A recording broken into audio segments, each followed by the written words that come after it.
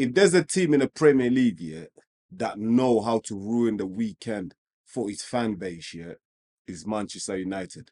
Like without a shadow of a doubt, like Manchester United just know how to ruin the weekends for their fans.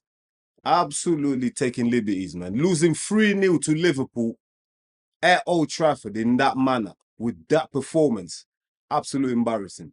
Taking a piss, man. The players, the management, the lot of them taking a piss. That performance was embarrassing. Absolutely embarrassing. Like, I'm gonna get to the performance and the result, etc. Yeah, in a sec. Give me a sec. But Eric Ten Hag, oh my days. Listen, Eric Ten Hag, I'm one of those guys that after the FA Cup, when Man United won the FA Cup against City back in May, I wanted Eric Ten Hag to be given another chance. I thought, you know what, third season, new structure in place, Ineos coming in, new director of football, new scouts, new everything. Chief executive, the lot, new structure. Let's give Eric Ten Hag a chance. He might work better under a better, more calm environment. You know, not the Glazers. But listen, mate, even me, I'm running out of patience. I'm not going to lie. I'm running out of patience with Eric Ten Hag here. It's not just their style of play, because a lot of people complain that Eric Ten Hag hasn't got a style of play. I can understand that. It's the decision making in game and the substitutions that's now making me look at the manager and think, like, does this guy really know what he's doing? Like, I'm starting to question him. Like, if I'm sitting at home watching the game on TV, yeah, I can see what's clearly not working. Surely he can. Like, how do you leave Marcus Rashford on the pitch and take Garnacho off? I don't get it. Like, how do you start Rashford over Amad Diallo? I just don't get it. Amad Diallo's been like the shining star for the team in the last 2 games. Like, do you know what I mean? Like, he's direct. He's got that threat. But you bench him to please Rashford. I don't get the decisions by the manager. I really don't understand it. Like, can someone let me know why it is with Ten Hag and Rashford? What relationship? What's going on there? Is there something that we need to know? Because clearly there's something going on there. Because why is Eric Ten Hag not taking off Marcus Rashford? Why does he keep starting him when for the last 18, 20 months, Rashford has been rubbish? Marcus Rashford has not performed. And I just want to ask the Man United fans, yeah, worldwide, what is it, this fascination with Marcus Rashford? Marcus Rashford is 27 years old. Yeah. He's never been like a world-class player. He's never been that guy. He had a season where he scored 30 goals. He went for a purple patch. He banged in the goals. He was good. But like that's one season that he's ever had in his career. He hasn't done it season after season, like banging in the goals like Mo Salah or do you know what I mean? Or Kevin De Bruyne or them players or Phil Foden, like doing it season after season.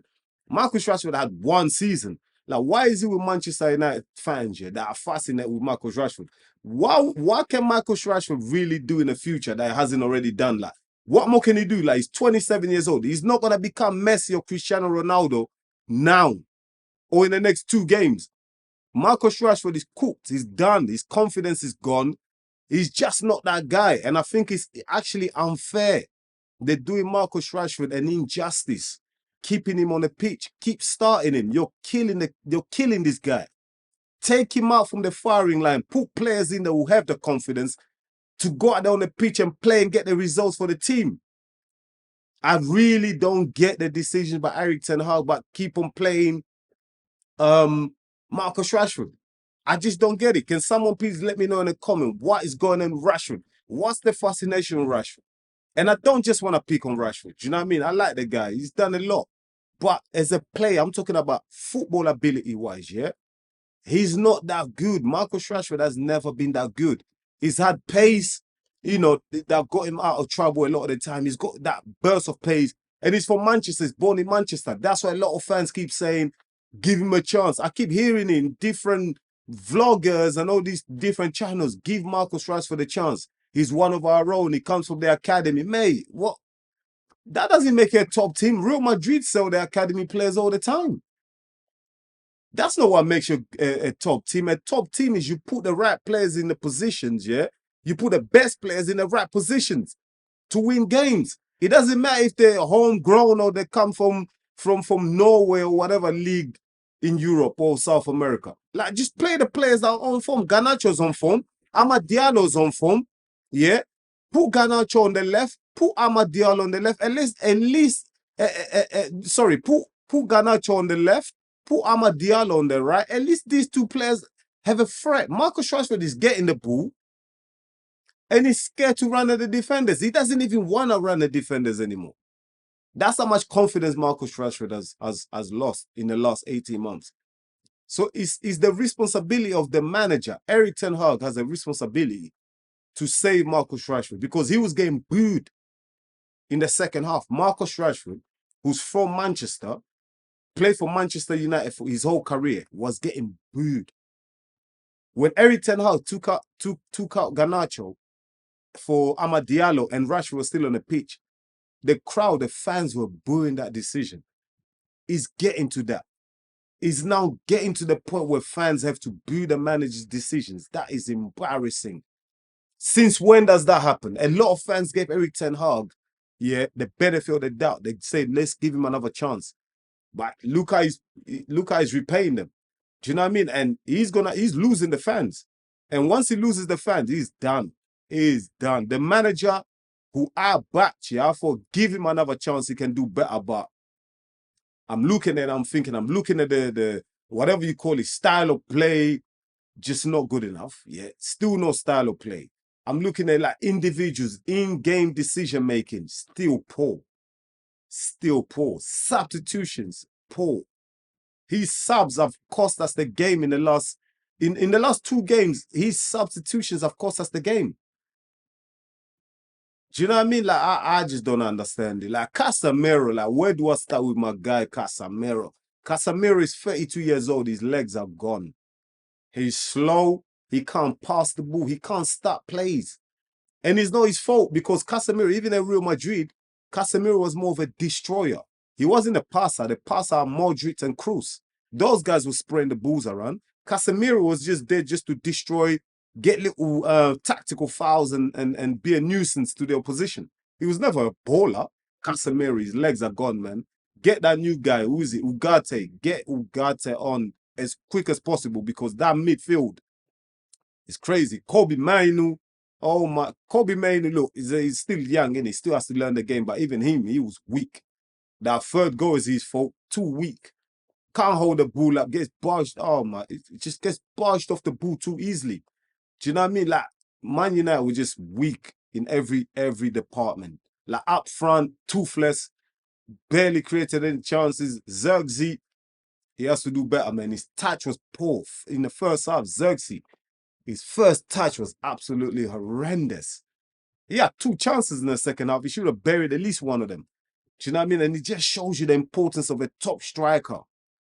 Ramos Højlund, they need to get Ramos Højlund back on the pitch, and but Højlund can't stay fit. That's the problem. He can't stay fit. Oh man, there's so much to dissect. Like, there's so much that happened in that game that really pissed me off. Every game's gonna be tough now for Eric Ten Hag. He's in the frying pan now. Do you know what I mean? He's under tremendous amount of pressure now because the owners, they didn't even want to keep him. They wanted to sack him. The only reason they kept him is because they couldn't find someone suitable at the time. So if he loses the next few games, he could be gone by October. At this rate, he could be gone by October. And you know what? It's his own fault. It's his own fault. He's stubborn. Playing players who are not in form, starting them for no reason at all. When we can clearly see we are not even managers. I don't have a UEFA coaching license. But I can see from my TV, I can clearly see Marcus Rashford is off form. Why are you starting him? The midfield is too open. We can see, but he can't see it. Decision-making, the stubbornness is going to get him the sack. And I just feel like, especially with the crowd walking out, like there was only like 20,000 Manchester United fans left in the stadium by the final whistle. And that's a statement of intent by the fans. Once the fans start walking out on you, you know your days are numbered. It happened to Louis van Gaal. It happened to Solskjaer. It happened to Jose Mourinho.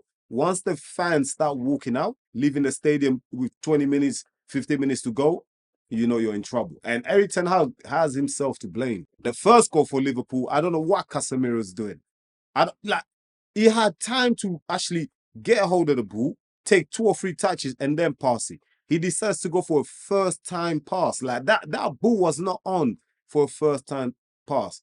He could have taken a touch, 2 or 3 touches, and then find the pass. But I don't know, man. He's crazy. He's so frustrating. You know, you see all the money spent in the window, and every fan had hope. You know, they thought Manchester United have turned the page. It's a new start, new structure. Hopefully, Ten Hag learned from the first 2 seasons, but we see the same problems all over again as last season. Midfield too open. Now, with Ugarte coming in, we might see that change. He's a defensive midfielder. Do you know what I mean? He's solid and he's young. He's 23. He's energetic. He can get back the pitch. He might be able to change something slightly, but do I see an overall change? Not really. Do you know what I mean? Because there's just no style of play. Like the players even look confused on the pitch. And if Eric Ten Hag keeps picking Marcus Rashford to play on the left-hand side and neglecting players like Garnacho and Amad Diallo who are actually in form and playing better currently than Marcus Rashford, he's going to get a sack. It wasn't like a Liverpool performance where you go, wow. They came to Old Trafford and just mesmerized the crowd and they were world-class, like fantastic. It wasn't a fantastic Liverpool performance. Liverpool were just clinical and ruthless in front of goal, which they haven't been in the last 2 meetings at Old Trafford where they wasted a lot of chances where they can kill the games off. But this time, in this game, they killed off all the chances. They were clinical. They didn't give United a chance at all to try and come back to this in this game.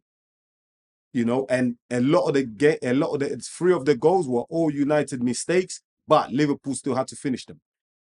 Liverpool still had to finish it. They were clinical. Mo Salah, incredible. He scored like 16 goals, you know, against Manchester United now. Mo Salah is world class, man.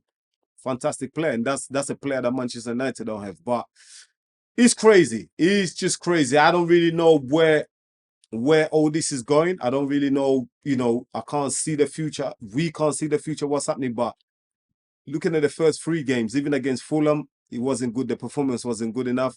Got away with it. Xerxes comes in, scores the winner. But against Brighton, defending, terrible.